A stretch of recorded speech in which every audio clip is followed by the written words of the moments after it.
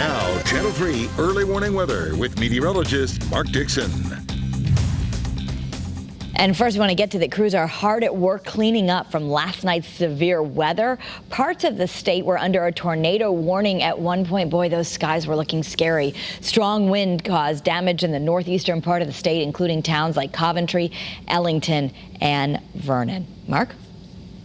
All right, we're also focused very much so on Dorian, as the storm is wreaking havoc on the Carolinas now and eventually could bring some wind and rain to Connecticut. We'll have more on that in just a moment. In the meantime, in the wake of the severe storms that moved through the state yesterday, it is certainly a cooler day and also a day featuring lower humidity. We've got temperatures that range from, say, 65 to near 70 inland and right near the 70-degree mark currently along the 95 corridor. So we've got a north component to the wind, around 5 to 10 miles an hour. That's filtering the cooler, drier air into the state. At this point yesterday, we had dew point values up around 70. Now we're in the 50 to 55-degree range, so certainly pleasant. We do have scattered high clouds that are in association with the northern extent of Dorian as we look live from Hartford. So at times filtering or dimming the sunshine a bit more prevalent, certainly looking more overcast with our iCam view from New Haven, and more of the same as we check out the scene live from New London. So while we do see some clouds today, of course, across the state, it's going to be a dry Thursday. It's tomorrow afternoon and evening that we'll likely start to see the chance, at least for some showers. We'll have more on that with Futurecast in just a moment. So this afternoon,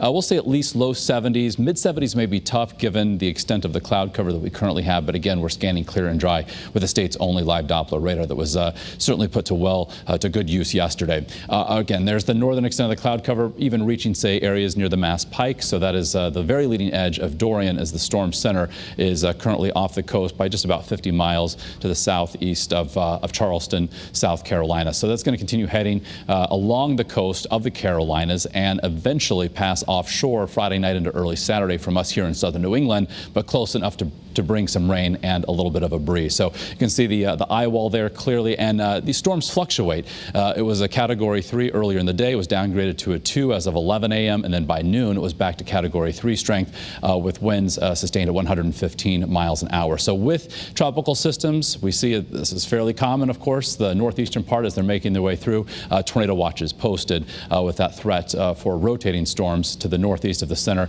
as the storm center eventually grazes or perhaps makes landfall along the North Carolina coast over the next 24 hours or so.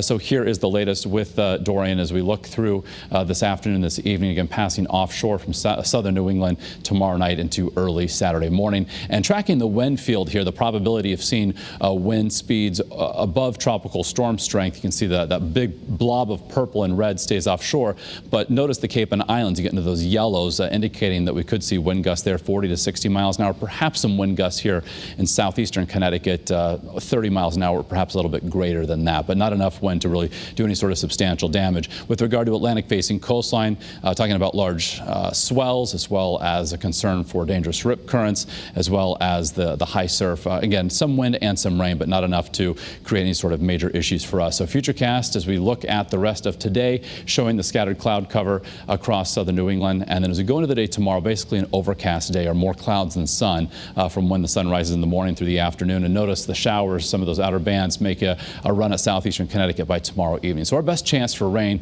tomorrow evening into early Saturday morning. Then we do expect a clearing trend as we head through Saturday afternoon, breezy mid-70s, and Sunday dry mid-70s with a partly to mostly sunny sky. Next week starts off cool, highs in the lower 70s. By Wednesday, perhaps the chance for some rain, and morning low temperatures eventually go from the 50s into the 40s. So certainly you can give the air conditioners a break if you've been using them, because of course yesterday was certainly warm and muggy, but that is all behind us. And again, Bruce will have the very latest on Eyewitness News starting at 5 o'clock with the latest on Dorian, as again it's making its way, the eye wall, very near the North Carolina coast over the next 24 hours.